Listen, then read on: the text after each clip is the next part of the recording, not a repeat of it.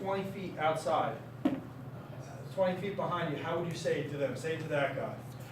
Ne, na, no, nu. Now, great stuff. Can we say that on a pitch out? Ne. Do the same thing, guy 20 feet outside, and tell them this on a pitch. Ne, ne, na, no, nu. Now, here's what we're going to tell you. You're going to have to step in even earlier in this exercise to say it. Don't sing.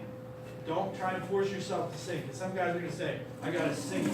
Say no. You're going to speak it like you're saying to the guy 20 feet. I'm not going to go, if you're speaking to someone who's 20 feet outside, you're going to go, nah. No, you're not. This isn't an opera. You would say it like a normal person. Nah. If I was saying, hey, Joe, nah. That's how I'd say this. So say it that way. Don't sing it. Nah, nah, nah, no, nu. Now, great. I'm just saying a note. We want to make sure you let them know. That was pretty good. Let's try this applied to something. Can we say the lyrics to Mary Had a Little Lamb, just that first line? Mary had a little lamb. Now, can we drag those out a little bit like this? Mary had a little lamb. Mary had a little lamb. Now, because we're barbershoppers, most of us went in unison anyway, but most of these guys don't. They just say it. So, Mary had, can we get that on one note? Mary had a little lamb. Good, and I'd probably work it through that a little bit, but can we get Mary had, can we get those added notes and say to the guys who's sitting against us, not 20 feet outside yet. Mary had a little lamb, little lamb, little lamb. Mary had a little lamb whose fleece was white as snow. Great. So then you tell everybody, hey, you know what? How many people said they couldn't sing? Guess what? You all just sang. And then a couple of them go, whoop. Literally, they just did this, so everybody is, oh, really? Oh, come on. And they don't realize you just took them from not singing to speech to singing. How many people heard those sounds? Maybe people will be happy if their chorus can make sound like we just did when we were holding those bells. I'll be honest with you. That's a nice sound. Guess what? Was anybody forcing to speak it to someone who's 20 feet away? But you just showed them that it's easy. So then what I'll do is I'll take one line, and for time's sake, let's take this line. And what we're going to do is walk through the nin, na, no, nu. So let's just say it. Say it like we're just speaking it to someone who's right in front of us. Nin, na, no, nu. Now let's say it like we're saying it to the guy in that line. Nin, na, no, nu. Now can we hold those nin on my direction out to him? Nin, na, no, nu. Now can we do that on pitch? Nin, nin, na, no, nu. Now why don't we say it to the guy who's 10 feet behind him? Nin. On the pitch still? Nin. On pitch, sorry. On pitch, 10 feet behind him. Nin, na, no, nu. And I'll walk through that, and then what are the guys on this side saying? Was that a decent, especially if the guys on this side are saying, holy crap, it actually works. And they buy in.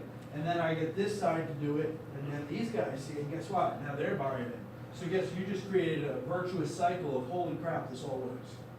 Right? So now they reinforce. And by the end of it, you've got them singing a song in a group in unison. You're going to have a lot of guys who come and say, I've never sung before. Guess what? They just sang. Pretty cool, right? That's week one. Simple. But look, you got them a victory. You went on a high note. You guys just sang, and then you get them to do it again together. They just sang a song. And now they're going to go in the sectional, and they're going to learn a song. And they're going to come out, and they're going to end on a high note with that, too. They probably learned 16, 20 measures of a song. Any questions about how this first week works?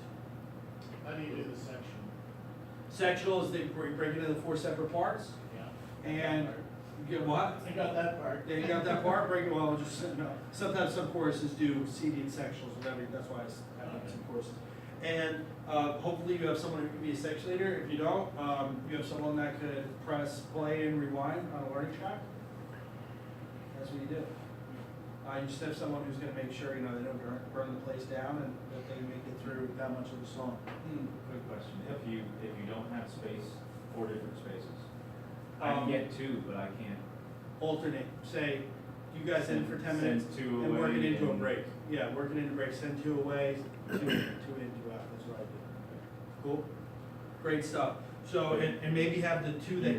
You wouldn't have 2 parts in each, you'd have one You'd part have in to both decide spaces. based on the space. Break. Anyway, so that's week 1. Week 2 comes along, you open it up, and you say, I'm working through this light speed just so you can get through everything.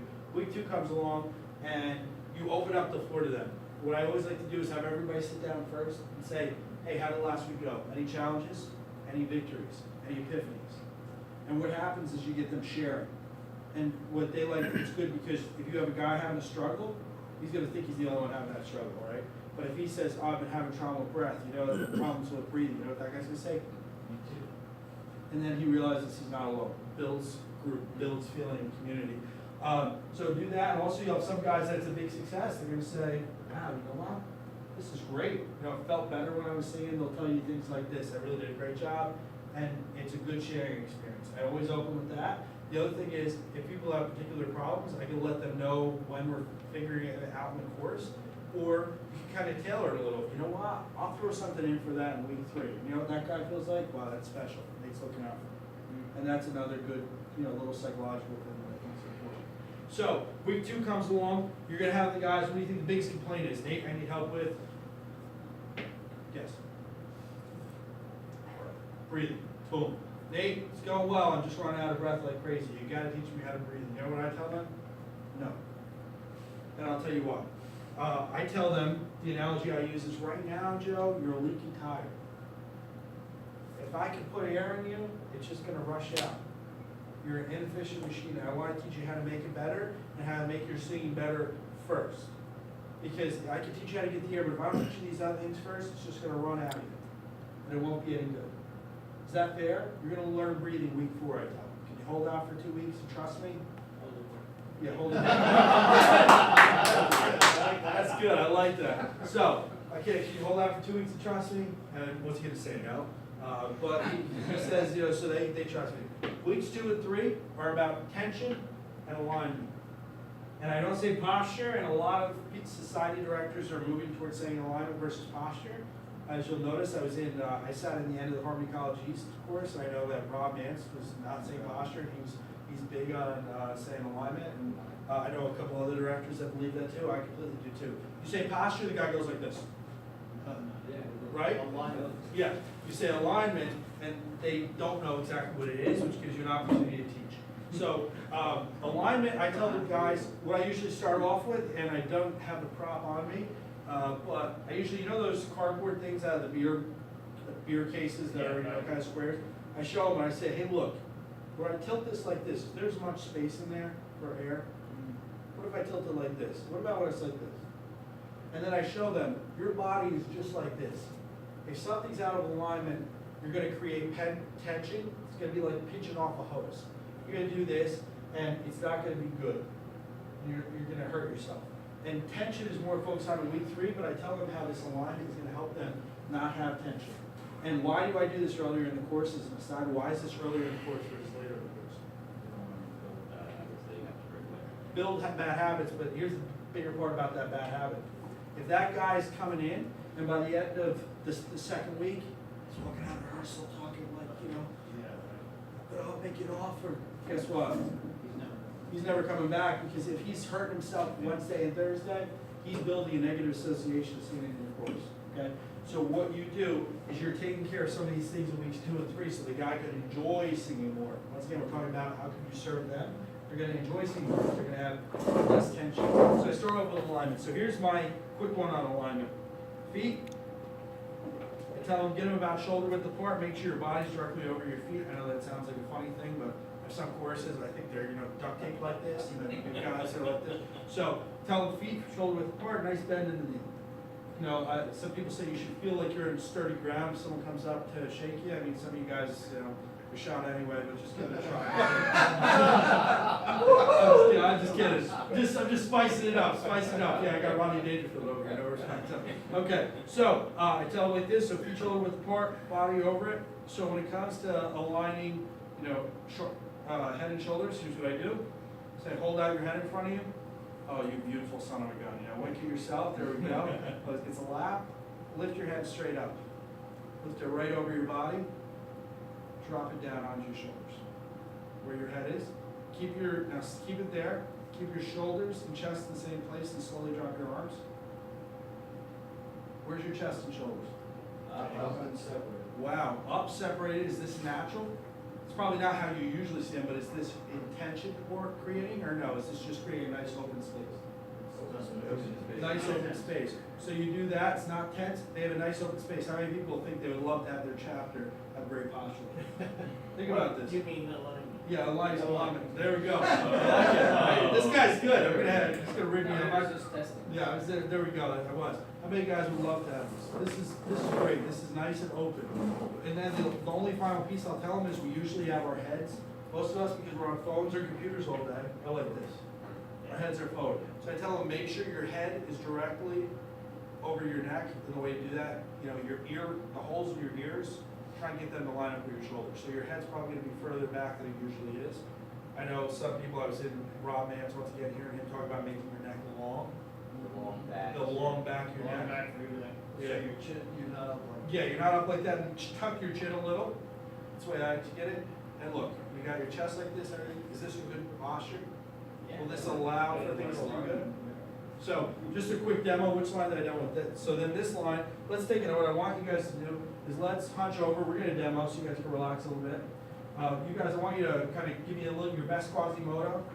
I want you to sing My Country 'Tis of Thee, so my country 'tis of thee, sweet land of liberty, of thee I sing. Okay, now let's get in that good posture. Let's bend the knees. Let's get the feet shoulder width apart. Let's put the head on. There we go. Put the head back on. Get your chest and shoulders nice and up. And say it to them, remember? My country 'tis of thee, sweet land of liberty, of thee I sing. Now what type of difference did you hear? Big difference. Guess what that guy on this line To the did? floor. This guy's, He just learned how important. that guy just learned how important it is. And guess what? When this guy over here does it, he's gonna hear how important it is. So once again, this is that reinforcing virtuous cycle. And I suddenly had breath for all of those phrases. Boom. And they see the breathing improvement, and you want to remind them, because you're probably gonna have someone who points something like that, they see the breathing improvement. So that's week 2, which is really alignment, and I tell them, make sure, the only tension part of that is telling them, make sure nothing feels tense or hurt. Okay? It shouldn't be tight, it should be loose. I would tell people relax, because relax, you know, what are you gonna sing? You know, you didn't see Sinatra, Strangers in the Night, you know, you were loose. The guy, you're cool. You know, you can't be tense, but you gotta be in a good alignment. Any questions about week 2? Doesn't seem like much to teach 30 minutes. If you were on stage with Rob Mance today, you would know that it took longer than 30 minutes. Yeah, to get guys, and here's the thing, I'm whizzing through this, but I'm gonna be correcting some guys, and I might say, good job, Chris, can you just, a little bit like this, do you mind? Okay, can I just, and I might do a little bit, and the same thing when you're teaching that. The other thing is, you always recap the first week into the second week, and you build, I always remind everything that's been going on, so that way, not only are you reminding in case someone was there, they're not there the first week, it's, guess what, they didn't master basic singing in week 1, or by week 2. Week 5, maybe. No, they take them through what you did. Pretty much take them through, not in, you know, arduous depth, but as good, as best as I can. So that's week 2, so that really does take up close. I mean, on the light side, 20 minutes would be the fastest, but if that's the case, not bad. You just get more sectional time, or you let them out a little early and sing a tag, who knows? But, okay, so that's week 2. Any other questions about week 2? Week 3, I get 2 pieces. Someone mind if I pull out, can I pull out 2 pieces of paper for you? Go ahead. Cool. Not ones you wrote on, don't worry. Here's your notes. I'm gonna rip them up. No, shoot. Good, so here's what, I got mine over there, but it's fine. So, okay, here's the way I start off week 3. I say, recap everything. Hey, how'd it go? That all good? Okay, great. How many people know what the Bernoulli principle is, or Bernoulli effect? All right, who wants to go? Hey, go.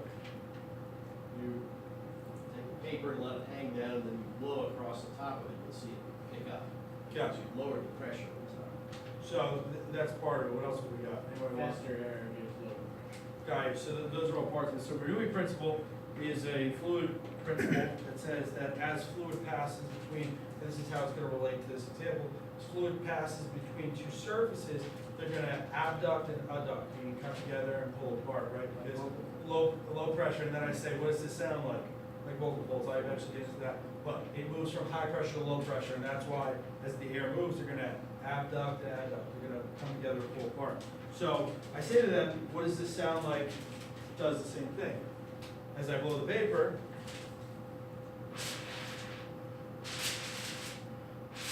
see how they're coming together and pulling apart. That's causing vibration. So I say, what do you guys think this is like? Both Singing. Great. So higher pressure is going to put, or higher airspeed, excuse me, is going to create higher, faster vibration, right? So if I'm at a lower airspeed and I move to a higher, the vibration gets faster. So I say, just like we do when we have range. So I ask people, how many people, when we're singing the higher notes of the song, how many people are tightening up to get higher notes? And pretty much early on, everybody's gonna say, guess what, if I poll all the barbershoppers, everybody's gonna raise their hand. All of us, we're guilty of it, myself included. So I say, if that's the case, so let's try this out. So I'm gonna go for a high note, and you guys said you all tighten up.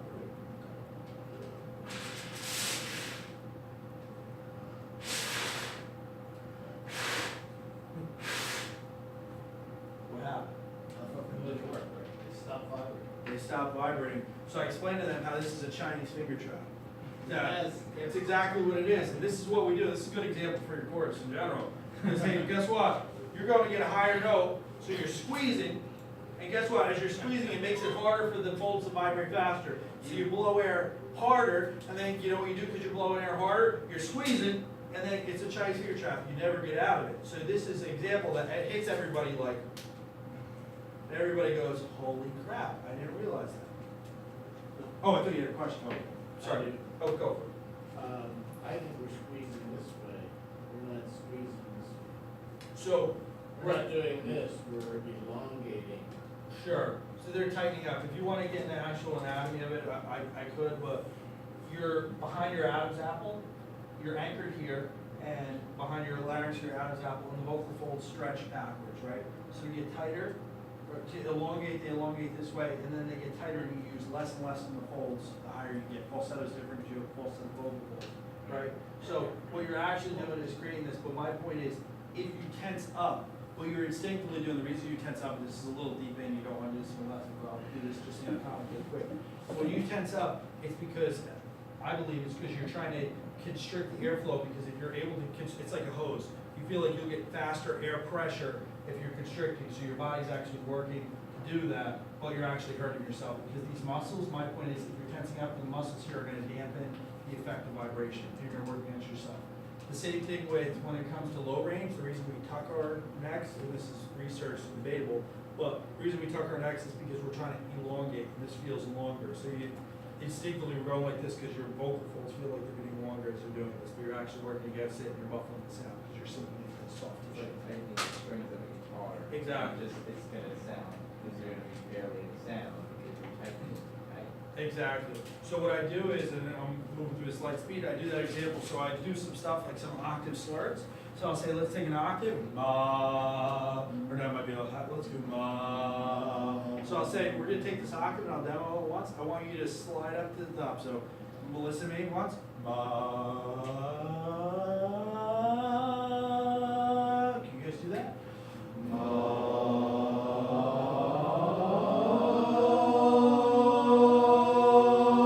Great. So here's what a couple things you're gonna have to point out. You're gonna have the guy that literally takes his head and goes, and then it rolls off the back of his neck by the time he finishes. So, Right, so I want you to keep your head in the same position, in that good posture, or good alignment, we were spoke about before. And I want you to not tighten up as you go up. If not tightening up is an impossible thing to do, so what I tell them to do is, as you go up, relax. As you go up, and you should be your most relaxed when you hit the top note, so ma, ma. Relax.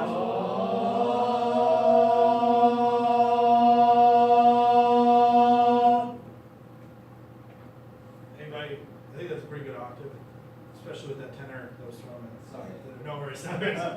That's good. So try that again, and let's all relax. Relax as you go up. That's what you're literally telling the guy to do. It should be counterintuitive. It feels counterintuitive, but actively relax as you go up. You should be your most relaxed when you hit the top.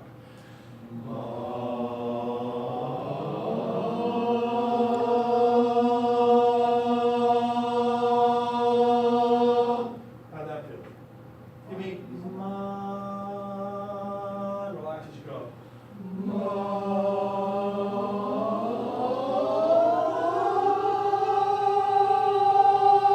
We had some guys tighten up. Don't tighten up. Actively relax. If you cross a break, just let it happen. Don't fight it.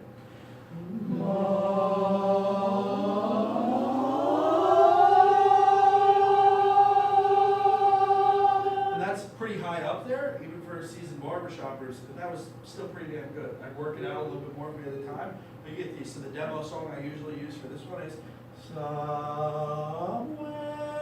Over. So let's actually do that, and I want you to relax when you go for the high one. Somewhere.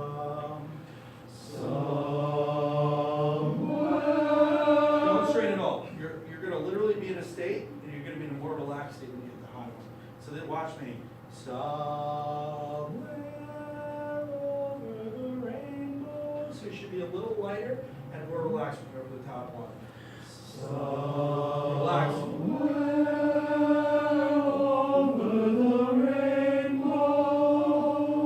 Many guys would be happy if their chord is sang an octave that cleanly. Good, and I mean, we could have worked it out a little bit more, but I'm giving you a lighting version. Any questions about that? Are they gonna have any ability to navigate falsetto or anything like that? Yeah, we get questions about falsetto. I usually would do it so it doesn't cross over into falsetto. But what I tell them is, if your voice switches over into falsetto, don't fight it. Like, because you're gonna have guys actively tensing up. Just say if it changes, it changes. That's cool. Because you're doing a group lesson, you're gonna have people of all different voice ranges. Cool? I'm sure that you should just tell them not to be afraid of the Yeah, bridge. don't be afraid of falsetto. And I mean, I usually do. I might have in a sectional, especially for the leads, the guy go over it. But in the group lesson, I don't get too deep into it. I might later on in one of the later weeks, but I'll talk about that when we do high range extension. Cool?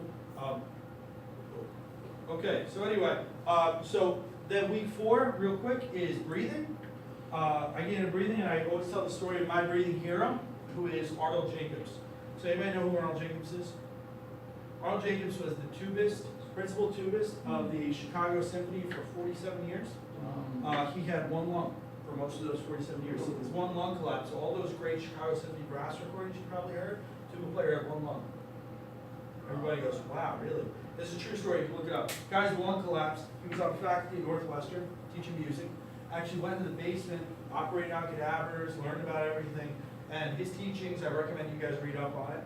I'm originally a trombonist, so that's why I read all of his stuff. Or most of his stuff, he did a lot. But don't expand to breathe. You breathe to expand. Meaning, how many guys ever see a guy in your chapter go, guess what? So let's try that. Go take a breath like that and puff everything out when you go to breathe. Ready? Let it out. So how much air was actually there? Not that much. Here's what I want you to do.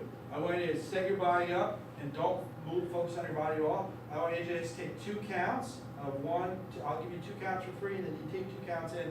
Well, all I want you to focus in is sucking the air in and focusing on the cool sensation in your mouth. Ready? So I'll give you 1, 2.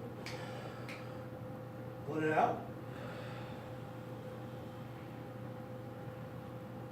How many people have more air that time? Hold it in. I'll even give you 2 counts, and you take 1 count in and just focus on the air sucking in the mouth. Don't guide it into your body at all. 1, 2. Let it out. Maybe who got more air that time? Is that not fair to say? That's more than enough. I'm trying to show your body knows how to do it. Get in a good alignment, your body's going to do it all. I always focus on the cool sensation of air in my mouth or something, just so I'm not focusing on moving my body. When I'm breathing, I'm literally thinking in. how can I get that cool sensation from the air? So I'm keeping my body nice and aligned. So just sucking in the air is really what it comes down to. So any questions about that for breathing? So if the guy goes, oh, I heard about diaphragm, I heard about I gotta, pop the chair out in the back, and all these great guys, I say that's, you know what, this is what we're doing. It's simple, it's accessible, and the guy's gonna get noticeable results quickly. Focus on sucking, good. I like that. Okay. That's great. All right, so, yeah, any other questions about that one? Weeks 5 and 6, I'll go through real quickly. I usually do potluck, so depending how the course, the group is doing.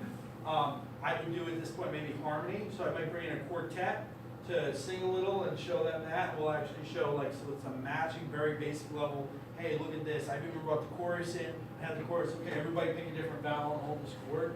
Okay, now everybody sing the O and hold this chord. And everybody goes, oh wow, so they can hear the difference. So I actually get them into listen to harmony. The other thing I'll tell you is sometimes I'll base it off the guys in the class. So I had a guy who came in, our first race said saying, he goes, Nate, I don't really care about learning barbershop. I sing in a rock band. I want to learn how to sing rock. Is this going to help me be a better rock singer? And I said, absolutely. He goes, really? So what I did is for the harmony thing, instead of teaching a tag or something like that, I got the Beatles song Roxanne, and I wrote out the Roxanne, turn on the red light. I wrote it out like a tag, and I brought everybody in, and we sang it with the recording, without the recording, and I did it like a tag. And that guy goes, that's the coolest freaking thing I've ever done. That's amazing. The guy's been a faithful lead in our chapter for 3 years since then. He's like, I told everybody in my band, it's the coolest, they're jealous, it was great. I sang Roxanne with 20 guys, and he just loved it.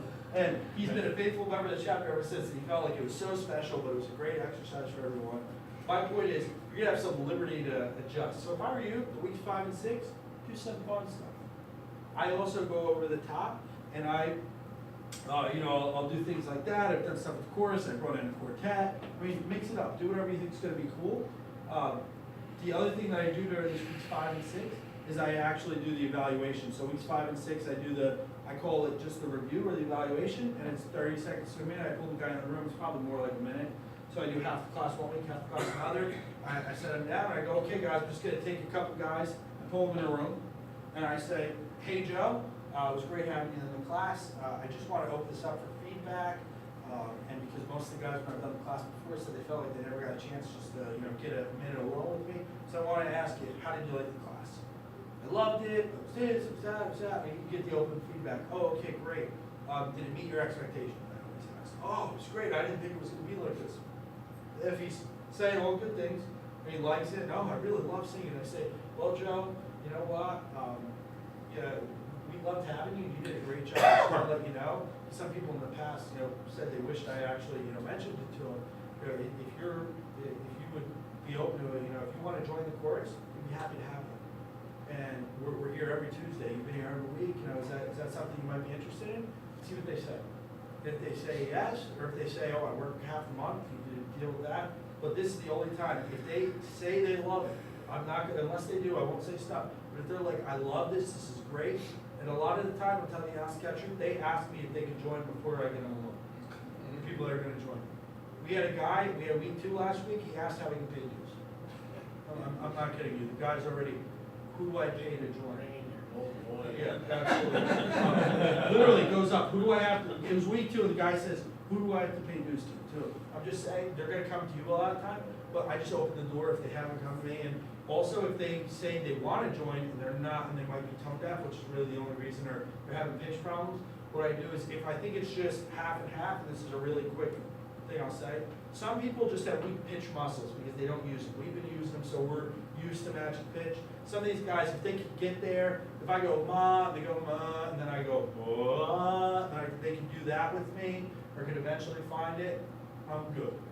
I realize that that's something's gonna take a lot of work, but if the guy's dedicated and does it, I'll bring him in. We had a guy like that who was like really got right 30% of the time. He's been with the chorus for a little less than a year now. He gets about 70% of the time. But he shows up and he works, and maybe in another 50 years he'll get 100% of the time. But point being, I'll give that guy a shot. If he's showing up and working and he's willing, give that guy a shot. He could eventually work out. The guy who's never there, I usually at that point, if they say, hey, I wanna join, I tell them, you know, they say, oh, they usually know at this point, oh, I'm having pitch problems, someone, you know, mentioned it to me.